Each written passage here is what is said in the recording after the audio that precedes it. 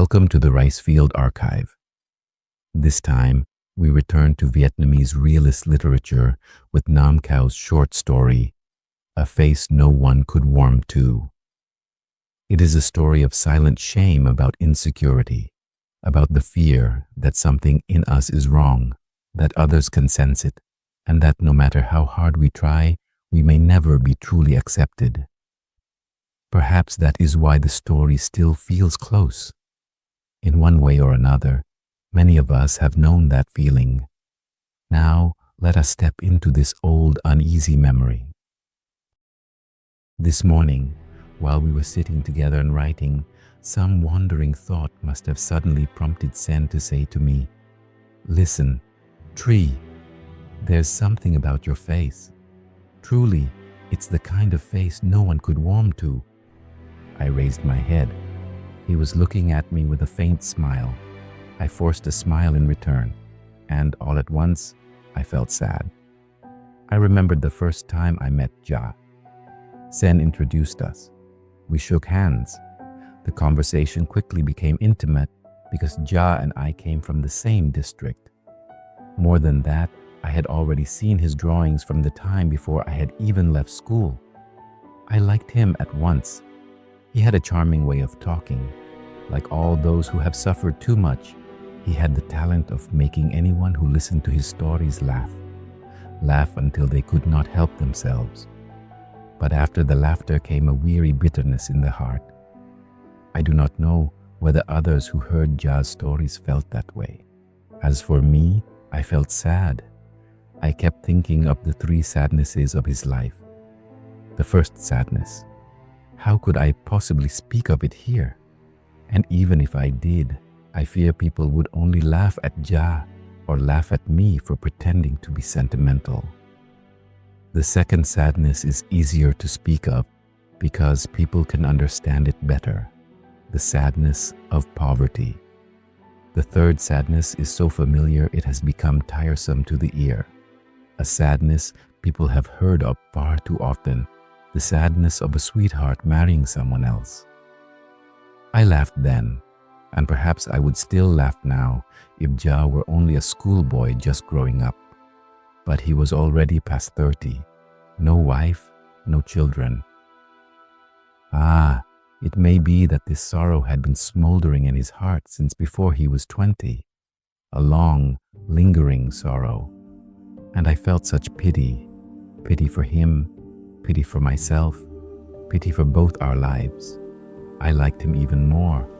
I liked him as one thirsty soul longs to meet another thirsty soul. But did he ever understand that, Ja? Ja, whose life had three sorrows. He truly did not understand. Some time ago, after returning from a walk in town, Sen told me, "I just met Ja. I invited him to come visit you, but Ja refused. He said he was afraid of you. He said your face was impossible to befriend. He kept asking me, 'What is wrong with Tree? Does Tree not like jokes?' There is something about his face that is hard to describe." Hard to describe? That was one way of putting it. As for me, I understood already. I understood what he meant. My face was cold as ice, awkward, graceless, absurd, all of it. I forced a smile, and I felt sad. So very sad. Oh God, whom people say is perfectly just and does only merciful things, why did you give me such a harmful face? A face? That is somehow wrong. Anyone who meets me only once must feel some unpleasant impression of me, though whenever I meet anyone, I always try not to make myself into a detestable fellow. I am polite, I am courteous, sometimes friendly, depending on the situation. I try to read each person's mood and please them, all in vain. For in the end, people still have to hate me. They hate me though they have no reason to hate me. And that is what makes me suffer. Am I disdainful? Am I arrogant? Am I too flashy and slippery? Or on the contrary, am I too servile, too low? Or am I vulgar? No, they do not say that. They know I have none of those things, but my face, It looks somehow wrong. Then what am I supposed to do? I was born with this face. Heaven made it so. When I was small, I had to leave home when I was only 7 or 8 years old. I went to the provincial town to study. I lodged at the house of an aunt. In a vast attic, there were only Duke and me. Duke was my aunt's son. He was about my age and went to the same school as I did. He liked to leave either earlier or later, and he always went with Keen, the son of Captain Tao, next door. My aunt saw me always going about alone and seemed to pity me. One day she called Duke in and scolded him. "You are very badly behaved. Why don't you tell your younger cousin to go to school with you? There are only 2 brothers in the house, and one goes first while the other goes later. From tomorrow on, if you still do this, you will see." Then she turned to me gently. "You just go with him. If he refuses to go with you, or if he bullies you, tell me. I will deal with him." I lowered my head. Though I was still young, I already understood what my aunt was doing would do no good. Worse, it would harm me. Love and hatred, like people's thoughts, cannot be forced by authority. If Duke did not like going with me, how could he not come to resent me? Thinking so, when only Duke and I remained, I said to him, "Aunt said that, but if you don't want to go with me, just go by yourself. She won't know, so there is nothing to fear." I do not know what Duke thought, but he said, "Fear? I'm not afraid. But from tomorrow on, I can go with you. We'll call Kin too, and all 3 of us will go together." I was very happy. I bought candy and treated Duke. We chewed the candy while laughing and talking, as joyful as New Year's Day, when one wears a new lined jacket and crisp new trousers and runs along the road to offer New Year greetings. The next morning, we put both our books into one satchel. Duke walked ahead, and I carried the satchel behind him. We went from the inner house outward. My aunt saw us and smiled. My face was radiant. Though, to be honest, I was also a little embarrassed, like a girl wearing a new dress she is not yet used to. We went to the house next door to call Kin. Kin was still eating sticky rice. His cheeks were puffed out when he ran out. We smiled and nodded in greeting. Kin asked, "Tree's going too?" Duke nodded. Kin seemed to think for a moment. Then he said, "You 2 go ahead. I'll eat and go after you." I quickly said, "Just eat. We'll stand here and wait." He waved his hand and shook his head repeatedly. No, I'll be eating for a long time. You 2 just go. Go on, all right?" Kin darted back inside. Duke said to me, "Stand here and wait a bit. I'll go in and see." He went inside. The 2 of them talked for more than 10 minutes. Then Duke ran out and pulled me away. "Never mind him. Let's go." "He hasn't finished eating?" "He finished already. It was only a handful of sticky rice, barely as big as a fig." "Then let's wait for him a little." No waiting. He said we should go first. After we had gone some distance, Duke suddenly blurted out, "He doesn't like going with you." I was stunned. "Why? Am I so unpleasant to play with?" No. Or did I accidentally offend him somehow? No, not that either. But he said that when he looks at you, there's something about you. He doesn't like you. 10 years later, only 2 or 3 years before I turned 20, and Duke as well, I saw that we had changed. Our voices had changed. There was a little acne on our faces. Duke liked to wander around town. As for me, I suddenly became absent-minded and often drifted into vague thoughts. Another person who changed as Duke and I did was Nung. Nung was the daughter of Mrs. Tuitang, a friend of my aunt's. Her house was right next door. In the past, on holidays, Nung would often come to my aunt's house to play children's games with Duke. I was never invited. I only stood silently and watched them play. Now Nhung had also grown quickly. Her loose hair shone like silk and had grown quite long. Her eyes sparkled. Her cheeks were flushed pink. Her voice had become softer, just as her clothes had become neater than before. Even so, Nhung still came and went from my aunt's house as naturally as ever. She came to ask Juk to explain a difficult arithmetic problem or to help her find a few ideas for an essay she had spent half a day thinking about without producing a single sentence. Silently, I was jealous of Juk, and in my heart, I wished that one day Nhung might bring her books over and not find Juk there, so that I could help her for once. But it never happened, for Nhung came only when she was certain Juk was home. Fortunately for me, one time Nhung came, while Juk was busy studying for an examination. I had already finished studying and was practicing drawing.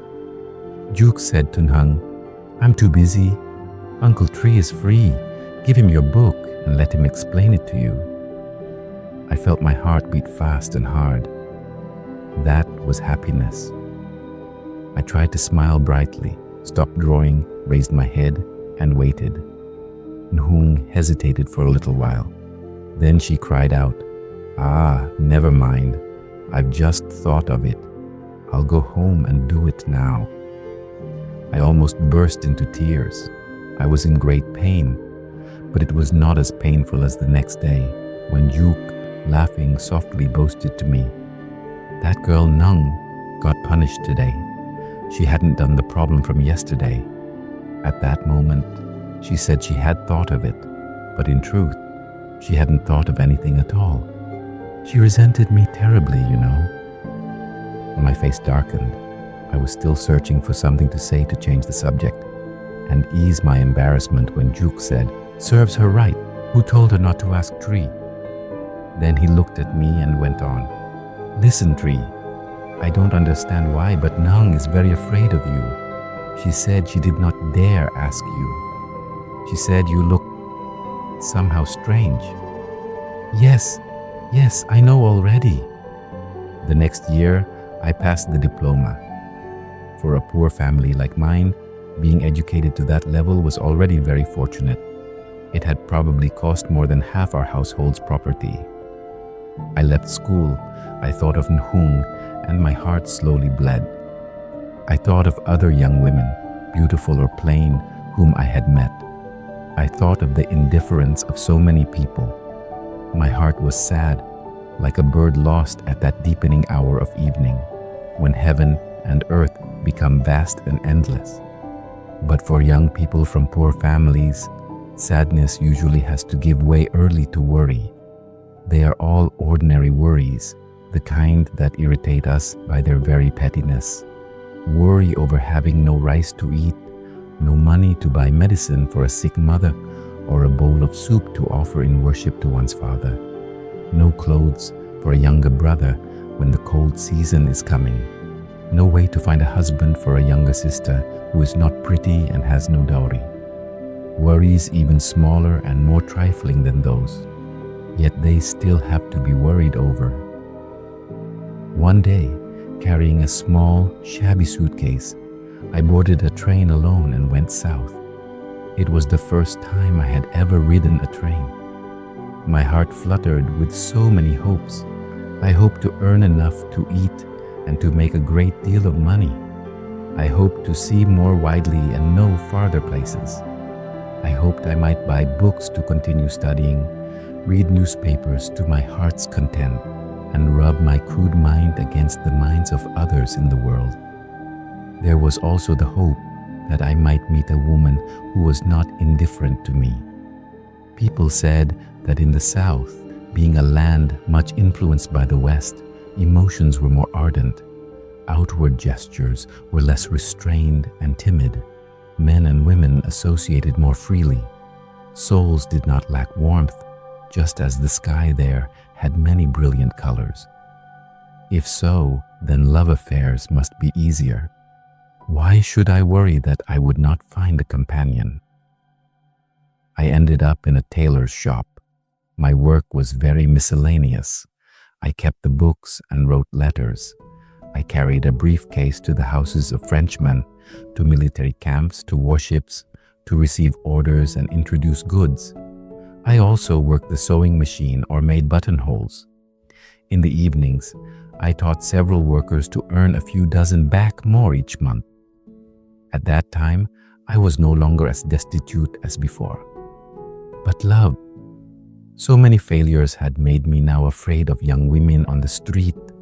Lively schoolgirls no longer suited my age or my occupation, and I greatly respected pure souls. Shop girls were reserved for customers and young men with plenty of time to drift about. Prostitutes were filthy. I had to keep away from all the kinds of people just mentioned. I decided to look for those closer to me, closer to my own life. I paid attention to the girls who made buttonholes. After carefully observing the situation in the workshop, I calculated to myself like this. There were 5 female workers, but Miss Tam already had a husband. That left 4. There were 7 male workers, but fortunately for me, 4 of them were married. If there had still been 4 unmarried men, I would have had no share at all. Luckily, there was still 1 extra female worker left over. I would try to win the heart of Miss Tubin. If I loved myself a little more, I would have described Bin with a more dreamy figure. But I love honesty. And to be honest, one must say that Bin was not very beautiful. One could even call her ugly. Her nose was large and her mouth always protruded forward. Even more disastrous, she had a gold-capped tooth. Besides that, her whole figure looked awkward and loose. It was not graceful enough to be graceful, nor stiff enough to be stiff. In truth, I wanted to cure one flaw with another. I consoled myself by saying her hands had a slender look and her voice was very warm. That was enough. What need was there for beauty as long as there was charm? So I firmly decided that she had a great deal of charm, and I took advantage of every chance to sit near her and talk with her. Whenever I was not busy going somewhere, nor busy watching the goods, I liked to make buttonholes. Bean taught me how. I trembled with happiness whenever my hand happened to touch hers. Heavens above, a woman's hand. In the mornings, when I saw her arrive, I smiled to greet her. At the end of the month, when I replaced the owner in handing out wages, I would often say softly to her, "Miss Tu, is this yours? I already counted it and put it separately in my pocket for you." "Is that so?" And she would curl her lips, revealing the gold-capped tooth. I had to force myself to say, "That was a smile." Then I would dream. After half a year of this, I became impatient. I felt I had to speak, but how was I to speak? I hesitated for a very long time. I would decide firmly to speak, then decide just as firmly to wait a little longer before speaking. Then I would decide again that I must speak. Each time I decided, my heart leapt up like a jealous woman. It was tired. It might even have been in pain. Well then, I should just speak and be done with it. One noon, I thought so. With my heart pounding, I entered the workshop. The workers had finished eating and had all run over to the coffee shop. Only a few men were sleeping from exhaustion, and they were no cause for concern. I crept closer to Miss Tu. She was sitting with her back against a cabinet, holding a pair of scissors and cutting her nails. I sat down in front of her. My whole body trembled as if with fever. At times, I felt dizzy, as though I was suspended in the air. After a long while, I finally called softly, in a shaking voice, "Miss Tu?" She was still looking at the scissors. "What is it?" I said nothing more. I stared fixedly at her. I intended to use my gaze in place of words. She raised her eyes. Surprise appeared on her face. I was overcome with dizziness when I heard her cry out, "Good heavens! Mr. Ba, What are you staring at me like that for? Oh, how frightening!" Then she shook Bay Hugh, who was sleeping nearby. Mr. Bay, hey, wake up and look at Mr. Bartrey. Look how he's staring at me. Isn't it strange?" My face burned hot. I fled. Miss Tu burst into shrill laughter. That very afternoon, I went to lie down at a friend's house. I was too afraid to meet Miss Tu and the workers where I worked. Perhaps by then they were still talking about me and laughing. I was ashamed enough to die. At 10 o'clock that night, I returned to pack my clothes and asked the owner to let me quit. Early the next morning, I carried my trunk away. I had thought that in all my life I would never encounter love. But I did encounter it, and in a way so simple that no one could have expected. I returned to the north. My mother told me I should marry. So I married. My wife was a country girl, not beautiful, perhaps even ugly. But at least she was a woman, and she belonged to the kind who sat wherever she was placed. It seemed that she, too, noticed there was something wrong with my face. For during the first few months, I saw that she was melancholy. I was melancholy too, but then we grew used to it. What, if it lasts long enough, does one not grow used to? Even a face no one could warm to. One day, I saw her looking at me and smiling. I almost fainted. I swayed. I nearly tumbled from the bed to the floor. She was frightened and caught my head. "Oh, what's wrong? What's wrong?" "No, nothing." "Then why are you reeling about? Are you drunk?" I smiled. "Drunk on you." And I took her hand. She quickly pulled it back. Her face reddened. She struck me lightly on the head and said, "You troublesome man." I wanted to run and shout like a scientist, "Eureka! Eureka! I have found my love at last."